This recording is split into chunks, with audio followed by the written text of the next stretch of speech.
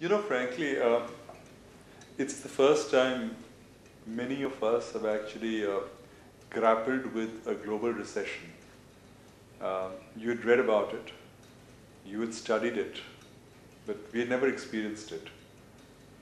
And that in itself it was unnerving and it was challenging.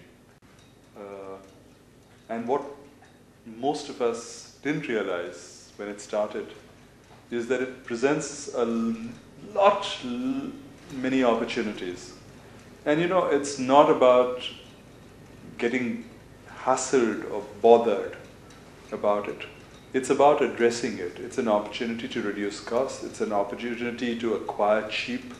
It's an opportunity to get capital costs down. It's an opportunity to get revenue costs down.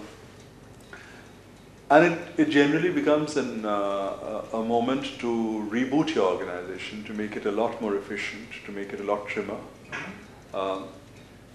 Events force you to do it. But then a year down the road, you're much happier for it. Okay. True. Okay. To put it in the perspective of a cricket lover, will it be fair to say that now the pitch is set, we have a right captain and we have a right team members for the Team India to go ahead and win the T20 World Cup? Well, I think India is, to my mind, absolutely poised for it. There is no reason why we should not. I think it's like Australia and India. It's China and India. And like India's moment in cricket has come, we believe India's moment in economics will also come. Oh, wow. Okay. So you handle businesses which are really linked to the economy, the energy, the retail, and businesses like KSE, Philips Carbon. So, what is your take on Indian economy? What in your view is a sustainable growth rate?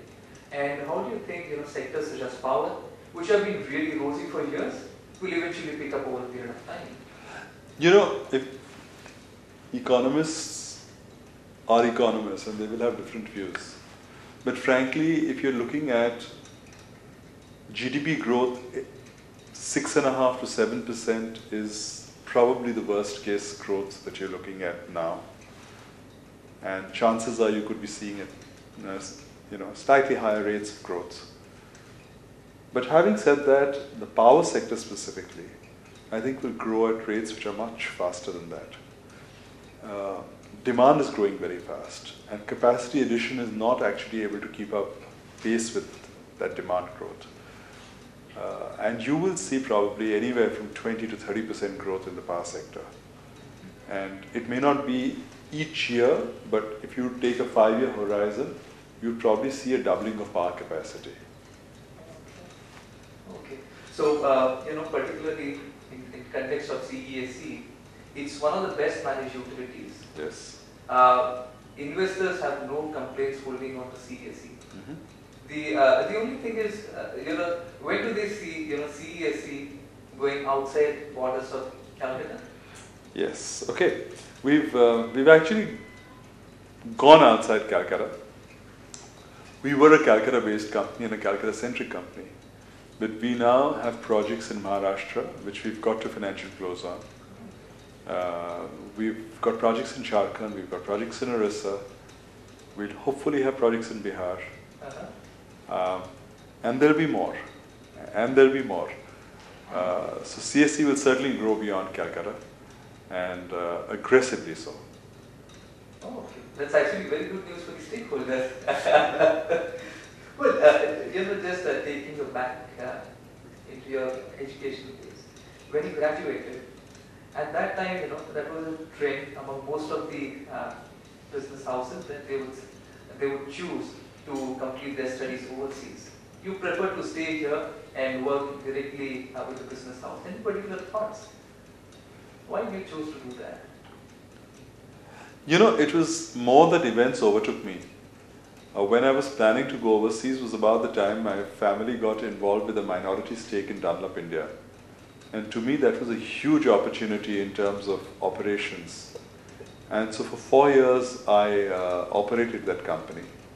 And I was very happy with that decision because it gave me practical experience. it gave me experience of dealing with people who were far more capable than me and much, much senior to me. It taught me to be a lot more humble. It taught me to respect others' views. And it taught me the fact that just because you own shares does not give you the right to make decisions. You have to be capable and competent to make decisions. And therefore domain and knowledge became paramount. Oh, okay. So being on this flow, it's very evident that you're an art lover. I mean, there's no denying that. But like, you mentioned the painting of Mahatma Gandhi in your house quite a few times in the past. So you're just wondering what impact has he had on your thought process, like with growing up now? To be honest, not very much. Mm-hmm. The painting is very special because he posed for it himself, and it's historical. Okay. It's something we've, as you rightly said, we've grown up with. My grandfather was extremely influenced by Mahatma Gandhi, as was my father. But for us, he's an integral part of India's history. He's an integral part of our independence. But he's one amongst many influences. There have been many, many leaders who've inspired, and he's one of them. So I can't say that he holds a particularly special position for me. So who's had the most, who's been the most influential figure in your life? Frankly, my father. Uh-huh. I think he's been inspirational for me. He's been like a mentor. He's guided me, he's directed me, he's scolded me, he's pulled me up. He's been a teacher, he's been a father, he's been everything. I think he's the single largest influence in my life. Oh. So he's the one to whom you go when there are challenging times. There have been challenging times in the past. Absolutely. Oh, okay, that's great. Earlier you had stated that your goal is to have close to over $10 billion market cap, the group as a whole. So where do you see that figure coming through? I think the global recession set us behind by a bit, but I think in terms of operational performance, we are very much there. I think, and going forward, we are going to aggressively add capacity, add revenues, and add profits, and hopefully, increase multiples as well. Oh, okay. So, if you could just share your vision for the group and the individual companies within the group, how do you see them 5 years from now?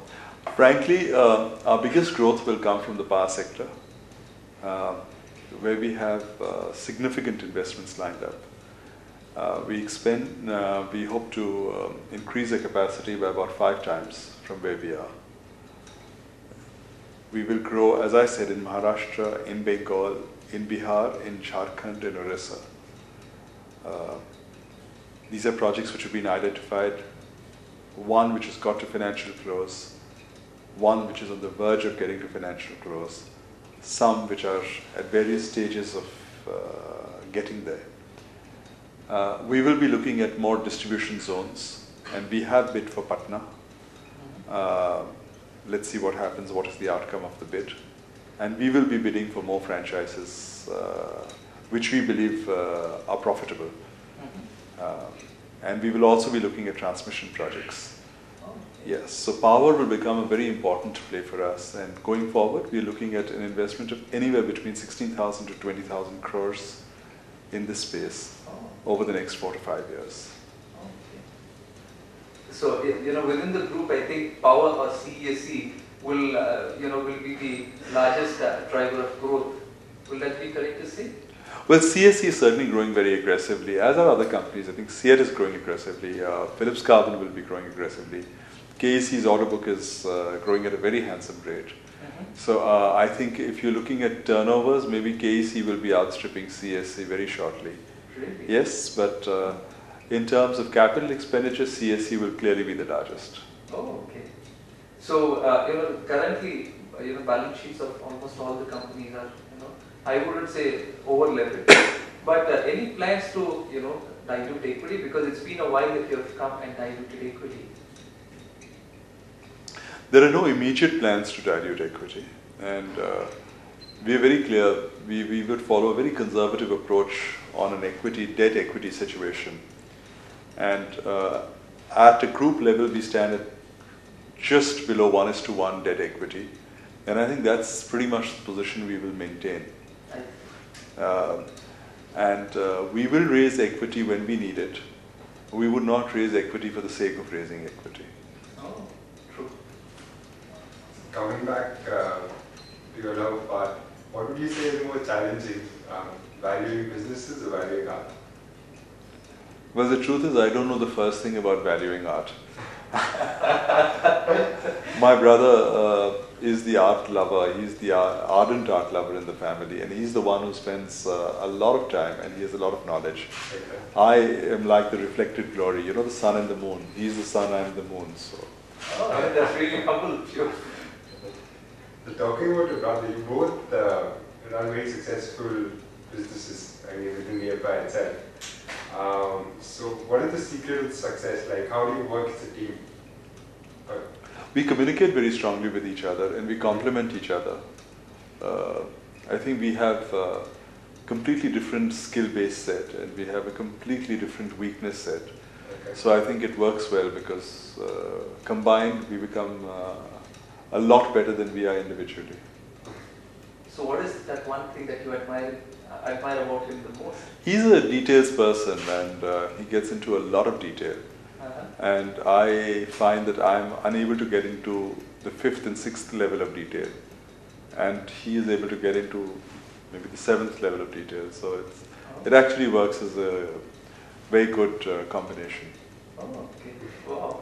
So that's actually the secret, yeah. You're actually in the board of IIT Kharagpur. I was. Oh, okay.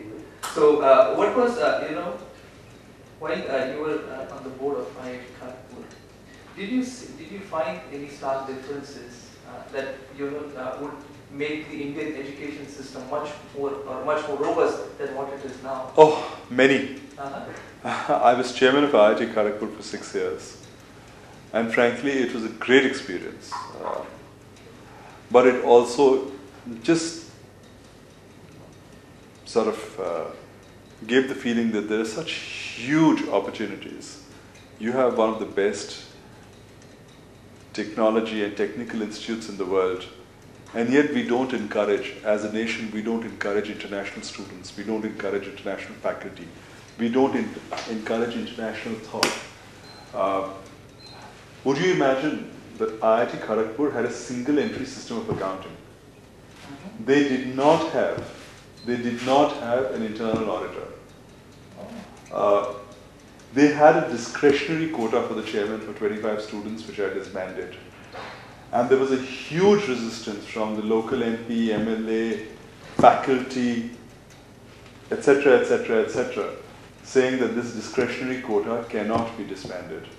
So I said, okay, I will not disband it, but as long as I am chairman, I will suspend it. And these places were auctioned. And so corruption existed. Systems were not there, and yet when you interacted with the children there, it was just unbelievable intellect and talent there. And we were not recruiting the best professors because we didn't pay well. We were bound by the government norms. And then if you don't pay well, and you're cited in Kharagpur, where social life is almost non-existent, then people don't want to come. And yet that's your premier institute of technology in the country. So it's a huge space, and it's actually inspired me to take a position in education.